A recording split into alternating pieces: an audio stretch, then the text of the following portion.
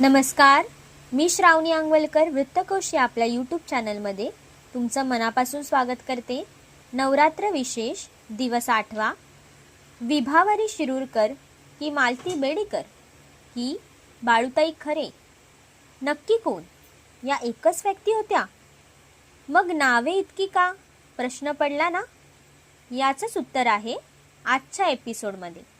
जाणून घेऊया विभावरी शिरूरकर यांच्याबद्दल.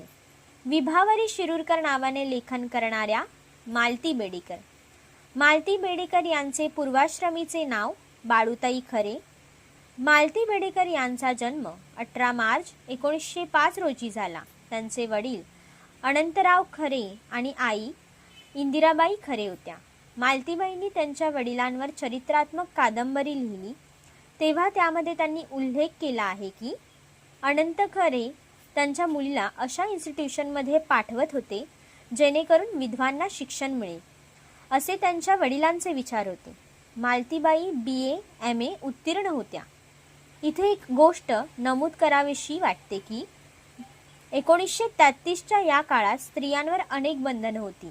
स्त्री शिक्षणाला विरोध होता आणि याच काळात मालती बेडेकर यांनी स्त्रीवादी लेखन सुरू केलं, ते पण विभावरी शिरूरकर या नावाने.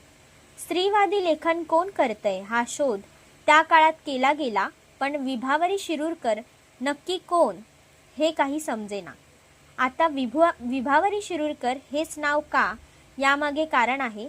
त्या पुण्याजवळच्या शिरूर खेड्यात काही काळास्तव स्थायी होत्या आणि विभावरी म्हणजे पहाट होण्याचा काळ. जणू त्या काळात स्त्री पुरुष समानतेची पहाट लवकरच व्हावी म्हणून विभावरी नावाने लेखन सुरू केले.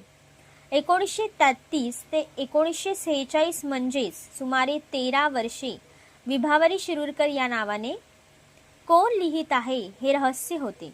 त्यानंतर मालतीताईंनीच एका स्त्रीकेंद्री व्याख्यानादरम्यान हे रहस्य उलगडून सांगितले. त्यांचे सामाजिक कार्य पाहूयात. मालतीबाई पुण्यात कन्या शाळेत मराठी, इंग्रजी, संस्कृत शिकवित होत्या. पुण्यातील गुलटेवाडी भागात सायकलवरून जाऊन गरीब वस्तीत स्वच्छतेचे धडे देत होत्या. वारजे गावात जाऊन प्रौढ शिक्षणाचे धडे देत होत्या.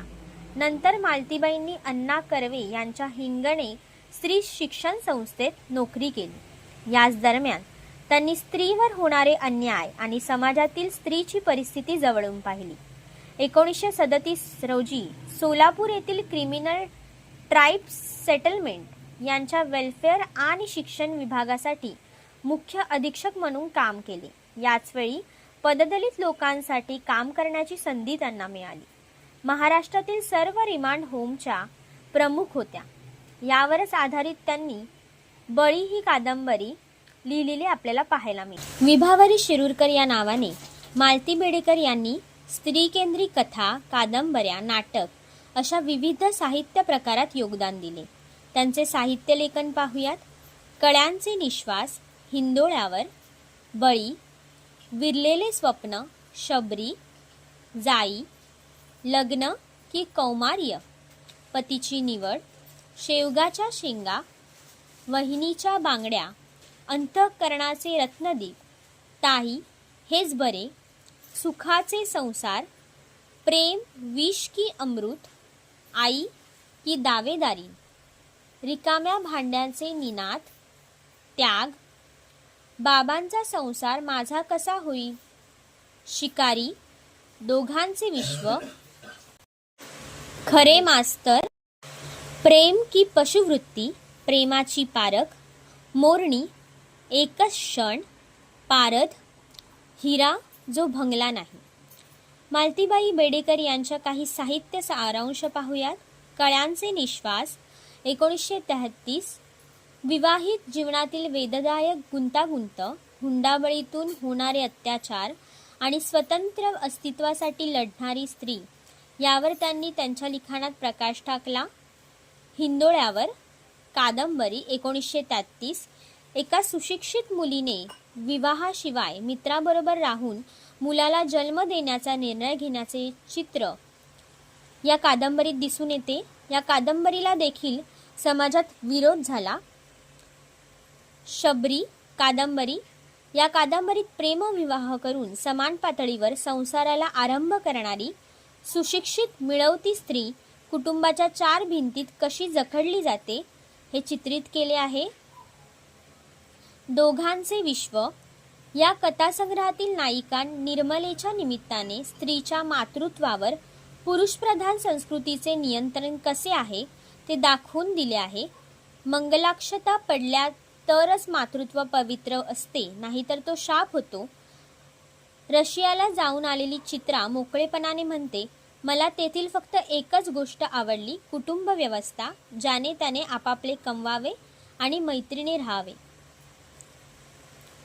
मालतीबाई यांनी भोवतालच्या वास्तवातील विधवा, परित्यक्त्या, शिक्षित, प्रौढ, कुमारिका अशा स्त्रियांच्या कथा, स्त्रीच्या कामवासना, प्रणयभावना, लग्नाचा बाजार, तेथे होणारी स्त्री मनाची कोंडी, भोवतालच्या समाजाचा जाचकपणा असे विषय लेखनातून समाजासमोर आणले.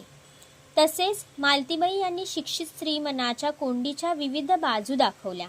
मराठी समाज त्यावरील वादळी चर्चेमुळे हळूहळू का होईना खरेखुरे स्त्री मन समजावून घेण्याच्या दिशेने पाऊल टाकू लागला.